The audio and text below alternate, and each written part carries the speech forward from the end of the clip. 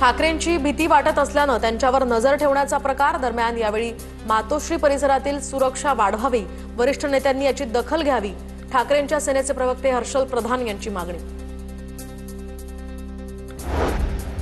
ठाकरेंच्या सेनेला केवळ सहानुभूती हवी आहे, आमच्यावर कसा दबाव आणताय, पाळत ठेवताय असं कुभाड रचतायत। दरम्यान मैदानात या, लढा रडीचा डाव खेळू नका, मातोश्रीवरील ड्रोन संदर्भात प्रवीण दरेकरांची प्रतिक्रिया।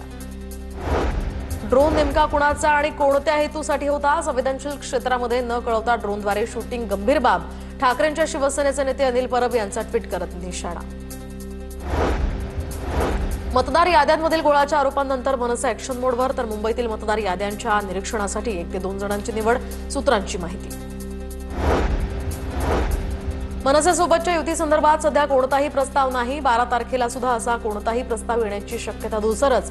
मनसेसोबतच्या युतीवर हर्षवर्धन सपकाळांची प्रतिक्रिया।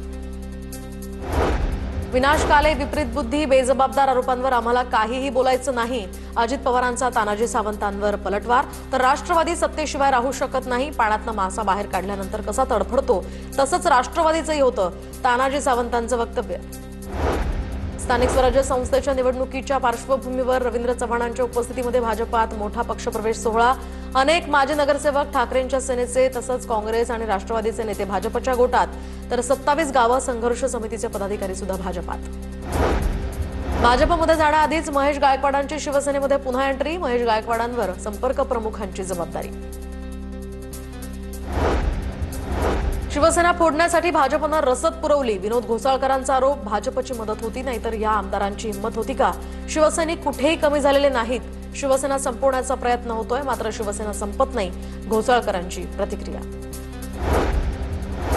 काळ खूप मागे गेला, आता रसदीपासून बाहेर या, प्रवीण दरेकरांचं विनोद घोसाळकरांना प्रत्युत्तर। तर फडणवीस, शिंदे आणि अजित पवार कामं करतायत, त्यावर बोला, दरेकरांची टीका।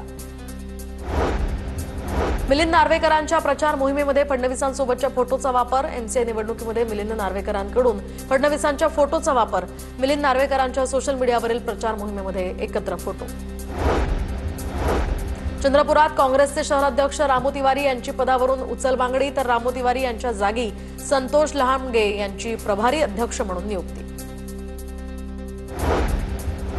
कराड उत्तर मतदारसंघातील रहिमतपूर या ठिकाणी नगरपालिका एकतर्फी जिंकणार, आमदार मनोज घोरपडे यांच्याकडून विश्वास व्यक्त।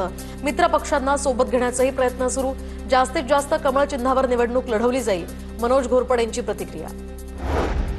मंत्री उदय सामंतांचा महायुतीच्या नगरसेवक पदाच्या उमेदवारांना अल्टिमेटम, तर निवडून आलेल्या नगरसेवकांनी समाधानकारक काम केलं नाही तर राजीनामा घेऊ, सामंतांची प्रतिक्रिया। शिवसेनेच्या उमेदवारांना 14 नोव्हेंबरला एबी फॉर्म मिळणार, सामंतांची माहिती।